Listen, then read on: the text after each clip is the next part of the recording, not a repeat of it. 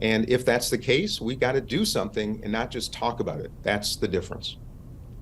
To your point, there is a war in Europe now between Ukraine and Russia. There is a war in the Middle East. Mm-hmm. A, what do you think of President Biden's foreign policy? And B, let's say we have President Dean Phillips. How is it changing?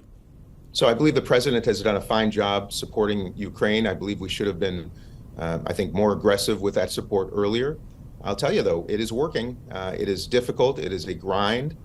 Frankly, I have to be forthright. When President Obama and Vice President Biden were in the White House and Putin took Crimea, that was the time, if we really had the foresight and the strength and the courage at the moment to set the standard right then and there, I don't think there would be an issue in Ukraine right now. And that's the truth. Same goes with the Middle East. President Biden has been in the Senate for 50 and in the White House a combined 50 years. 50 years. And we are in the same circumstance with many of the same people trying to do the same things that are simply not working. I think his policy in support of Israel is extraordinary, and I celebrate that. But again, we need new leadership in the United States. I believe we need new leadership around the world. Palestinians certainly need new leadership. And I also believe it's time for Israelis to select new leadership and pursue peace, because there is no way that Israel will be secure moving forward if we do not find a solution to ensure Palestinian statehood, opportunity, and security for both nations.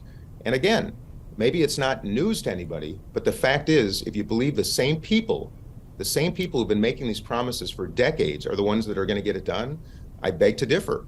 And my foreign policy is one that will be the strongest stick you could possibly imagine, walking somewhat softly, but being ready and prepared to address and meet the moments of the 21st century challenges. And I believe that China is a perfect example where we have to restore a competitive relationship. We do not want to create an adversary in a nation of 1 billion people with extraordinary resources and considerable intent, I believe.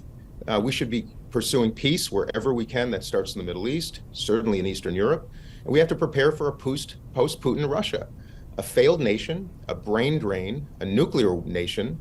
And it's time to look at this chessboard far into the future.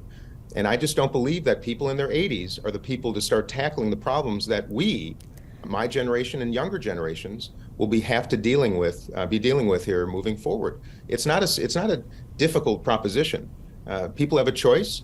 We live in the United States, and that's the whole point of this, is to provide options and to ensure competition instead of coronations.